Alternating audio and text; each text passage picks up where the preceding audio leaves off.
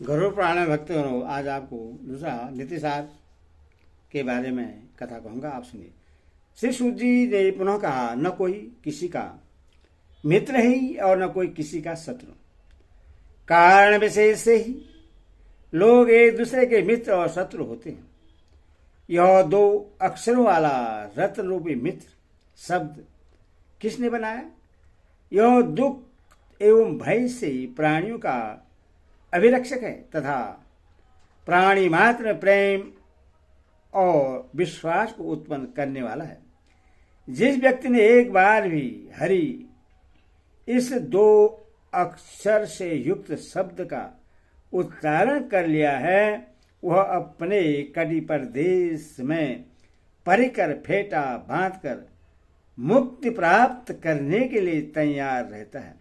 अर्थात जैसा मनुष्य मोक्ष का अधिकारी हो जाता है, माता, पत्नी, सोदर, बंधु तथा पुत्र में पुरुषों को वैसा विश्वास नहीं होता है जैसा विश्वास उन्हें स्वाभाविक मित्र में होता है।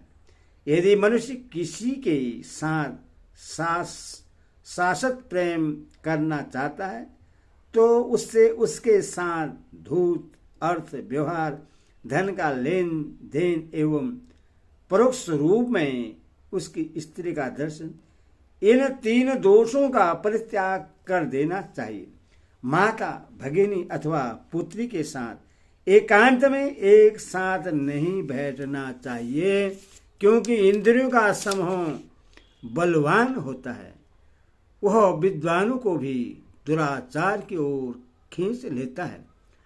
मात्रा सौतता दुहित्रा वानो विकिता सनो वशित बलवाउ निद्रिय ग्रामो वृद्धाउ समपि करशति।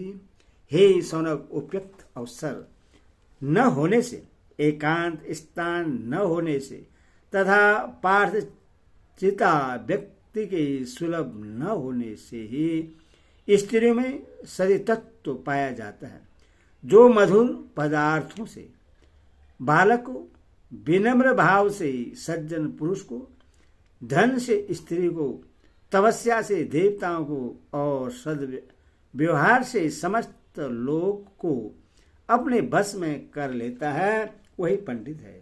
जो लोग कपट से मित्र बनाना चाहते हैं, पाप से धर्म कमाना चाहते हैं, दूसरे को संतप्त करके धन संग्रह करना चाहते हैं, बिना परिश्रम के ही सुखपूर्वक विद्या अर्जन करना चाहते हैं और कठोर व्यवहार के द्वारा स्त्रियों को बस में रखने की अभिलाषा रखते हैं, वे पंडित कुशल नहीं है।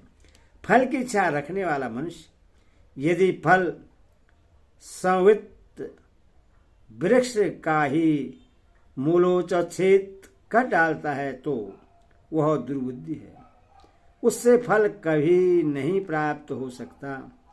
और विश्वसनीय व्यक्ति का कभी विश्वास नहीं करना चाहिए, मित्र का भी अधिक विश्वास नहीं करना चाहिए, क्योंकि कदाचित क्रुद्ध होने पर मित्र भी समस्त गोपनीयता को प्रकट कर सकता है।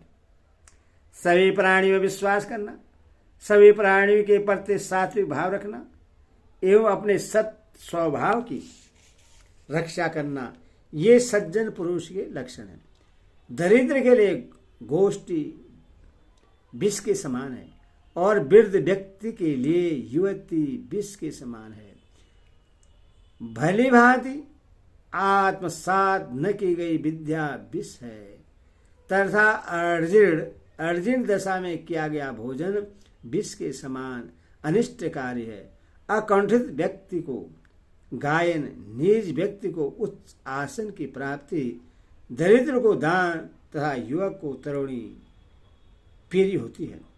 अधिक मात्रा में जल का पीना, गरिष्ठ भोजन, धातु की क्षीणता, मल मूत्र का वेग रोकना, दिन में सोना एवं रात्रि में जागरण करना, इन 6 कारणों से मनुष्य के शरीर में रोग निवास करने लगता है।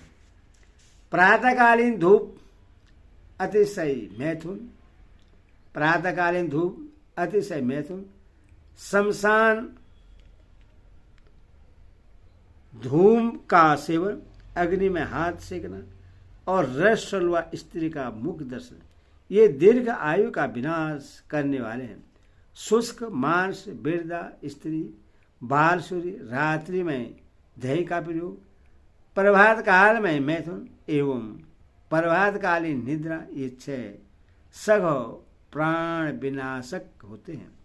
तत्काल पकाया गया घृत, ताजा घी, दक्षराफल बाला स्त्री, दुग्ध सेवन, गर्म जल तथा वृक्षों की छाया, ये शीघ्र ही प्राण शक्ति प्रदान करने वाले हैं। कुएं का जल और बट वृक्ष की छाया शीत काल में गर्म तथा गर्मी में शीतल होते हैं। तेल मर्दन और सुंदर भोजन की प्राप्ति, ये सघौ शरीर में शक्ति का संचार करते हैं, किंतु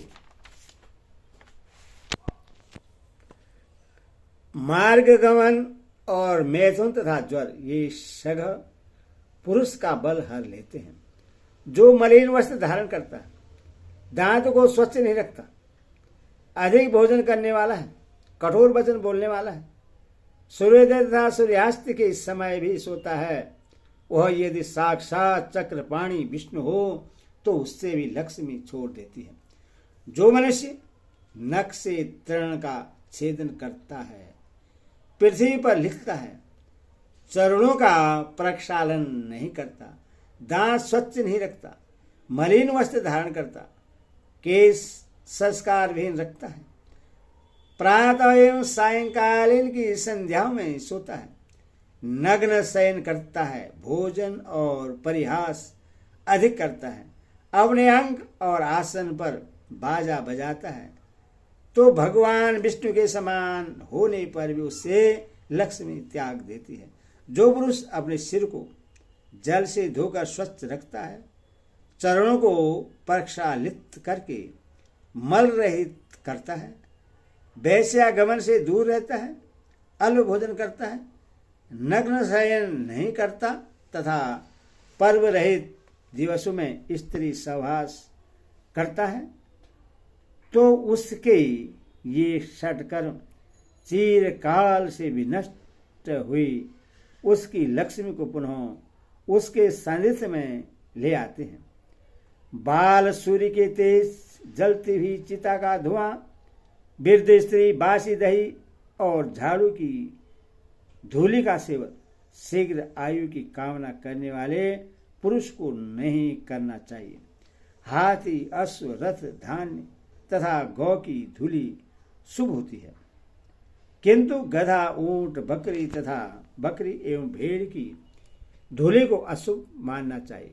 गौ की धूलि, धान्य की धूलि और पुत्र के अंक में लगी हुई जो धूलि है वह महान कल्याणकारी एवं महापातकों का विनाश है।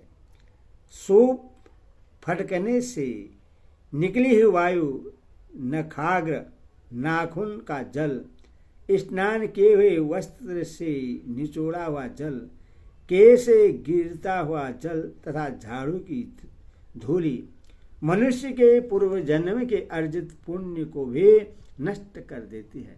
ब्राह्मण तथा अग्नि के बीच से, दो ब्राह्मण के बीच से, पति पत्नी के बीच से, स्वामी स्वामिन के बीच से तथा घोड़ा और सांड के बीच से नहीं जाना चाहिए। स्त्री, राजा, अग्नि, सर्प, स्वाध्याय, शत्रु की सेवा, भोग और स्वाद में कौन ऐसा बुद्धिमान होगा जो विश्वास करेगा, और विश्वन्य पर विश्वास तथा विश्वत प्राणी पर अधिक विश्वास नहीं करना चाहिए, क्योंकि विश्वास करने से जो भय उत्पन्न होता है वह मनुष्य को समूल नष्ट कर देता है। जो मनुष्य शत्रु के साथ संधि करके आसक्त रहता है वह निश्चय ही वृक्ष की शाखा के अग्रभाग पर सोए हुए मनुष्य के समान गिरने के पश्चात ही जागता है। प्राणी को अत्यंत सरल अथवा अत्यंत कठोर नहीं होना चाहिए, क्योंकि सरल स्वभाव से सरल और कठोर स्वभाव से कठोर शत्रु को नष्ट किया जा सकता है। अत्यंत सरल तथा अत्यंत कोमल नहीं होना चाहिए।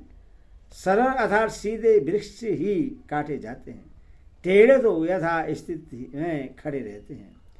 फल से परिपूर्ण वृक्ष एवं गुणवान व्यक्ति विनम्र हो जाते हैं, किंतु सूखे हुए वृक्ष और मूर्ख मनुष्य टूट सकते हैं पर झुक नहीं सकते, अर्थात वे विनयवंत नहीं हो सकते।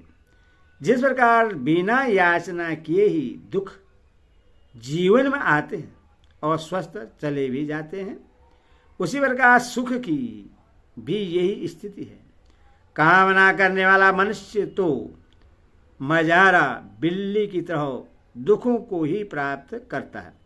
सज्जन पुरुष के आगे पीछे संपदाएं सर्वदा घूमती रहती हैं। दुर्जन के लिए इसके विपरीत स्थिति होती है। अथवा जैसा अच्छा लगे वैसा करें। सज्जनता और दुर्जनता का आचरण करना मनुष्य पर निर्भर है। 6 कानों तक पहुंची हुई गुप्त मंत्रणा नष्ट हो जाती है। अधो मंत्रणा को 4 कानों तक ही सीमित रखना चाहिए। 2 कानों तक स्थित मंत्रणा को जो ब्रह्मा भी जानने में समर्थ नहीं है, उस गाय से क्या लाभ जो न दूध देने वाली है और न गर्भिणी है। उस पुत्र के उत्पन्न होने से भी क्या लाभ जो न तो विद्वान है और न धार्मिक। विद्या संपन्न एवं बुद्धिमान तथा पुरुषों में श्रेष्ठ एकमात्र सुपुत्र से भी मनुष्य का कुल वैसे ही सुशोभित हो जाता है जैसे एक ही चंद्रमा से आकाश मंडल चमकने लगता है। जिस प्रकार एक ही सुपुष्पित और सुगंधित वृक्ष से संपूर्ण वन सुवासित हो जाता है, उसी प्रकार एक ही सुपुत्र से संपूर्ण कुल पवित्र हो जाता है। मनुष्य के लिए गुणवान एक ही पुत्र अच्छा है, गुणहीन 100 पुत्रों से क्या लाभ। चंद्रमा अकेले ही अंधकार को नष्ट कर देता है, किंतु हजारों ज्योतिषपुंज उस अंधकार को दूर करने में असफल रहते हैं। मनुष्य को 5 वर्ष तक पुत्र का प्यार से पालन करना चाहिए, 10 वर्ष तक उससे अनुशासित रखना चाहिए तथा 16 वर्ष की अवस्था प्राप्त होने पर उसके साथ मित्रवत व्यवहार करना चाहिए। कुछ व्याघ्र हिरण के समान मुख वाले होते हैं, कुछ हिरण व्याघ्र मुख वाले होते हैं। उनके वास्तविक स्वरूप के परिज्ञान में पद पद पर अविश्वास बना ही रहता है। इसलिए ब्रहा आकृति से प्राणी की अंत प्रवृत्ति को नहीं जानना चाहिए। समाशील व्यक्तियों में एक ही दोष है, दूसरा दोष नहीं। दोष यह है कि जो समाशील होते हैं मनुष्य उनको अशक्त असमर्थ मानता है। एक समावर्ता दोषो दीर्घो नो बघते येदेनम समया युक्तम सक्तम मन्यते ही जनम। प्राणी को यह शास्त्र मत स्वीकार कर लेना चाहिए कि संसार के समस्त भोग क्षणभंगुर ही हैं। इसीलिए अपने ओर आकर्षित करने वाले स्त्रीगण सुंदर सुख भोगों के प्रति विद्वान पुरुष के विचार स्थिर एवं तटस्थ रहते हैं। उनके मन में उन विषय वासनाओं के लिए आकर्षण नहीं होता। हे सनक, बड़ा भाई पिता के समान है। पिता की मृत्यु के पश्चात वह सभी छोटे भाइयों का पिता ही है, क्योंकि वह सभी का पालन पोषण करता है। वह समस्त छोटे के प्रति एक समान भाव रखता है। वह समान उपभोग करने वाला परिजनों के विषय में वैसा ही व्यवहार करता है जैसा अपने पुत्रों के प्रति उसका व्यवहार होता है। अतः छोटे भाइयों को बड़े भाई के प्रति पिता के समान आदर भाव रखना चाहिए। कम शक्तिशाली वस्तुओं का समुदाय संगठन भी अत्यधिक शक्ति संपन्न हो जाता है। जैसे तीर्ण को बटकर बनाई गई रस्सी से हाथी भी बात लिया जाता है। जो दूसरे का धन चुराकर दान देता है वह नरक में जाता है। जिसका धन है उसी को उस दान का फल प्राप्त होता है। देव द्रव्य देवताओं के पूजन आदि में संपन्न किए जाने योग्य द्रव्यों के विनाश करने से, ब्राह्मण के धन का अपहरण करने से एवं ब्राह्मण का तिरस्कार करने से मनुष्यों के वंश नष्ट हो जाते हैं। ब्रह्महत्या, मदहवी, चोर तथा व्रतभंग करने वाले पापियों के पाप का शमन हो सकता है, किंतु सज्जनों के द्वारा किए गए उपकार के प्रति कृतघ्नता करने वाले कृतघ्न व्यक्ति का निरंतर निस्तार संभव नहीं है। मनुष्य को भूल कर भी दुष्ट एवं छोटे शत्रु की भी उपेक्षा नहीं करनी चाहिए, क्योंकि भली प्रकार से न बुझाई गई अग्नि भी संसार को भस्म कर सकती है। जो नई अवस्था में अर्थात अवस्था में शांत रहता है वही शांत स्वभाव है, ऐसा मेरा विचार है। क्योंकि धातुशय आदि सब प्रकार की शक्तियों के समाप्त हो जाने पर किसमें शांति नहीं आ जाती, अर्थात उस अवस्था में तो सभी शांत हो जाते हैं। हे ब्राह्मण श्रेष्ठ, सार्वजनिक मार्ग के समान सभी संपदाएं सर्वमान्य हैं, अतएव यह संपदा मेरी है, ऐसा मानकर मनुष्य को प्रश्न नहीं होना चाहिए।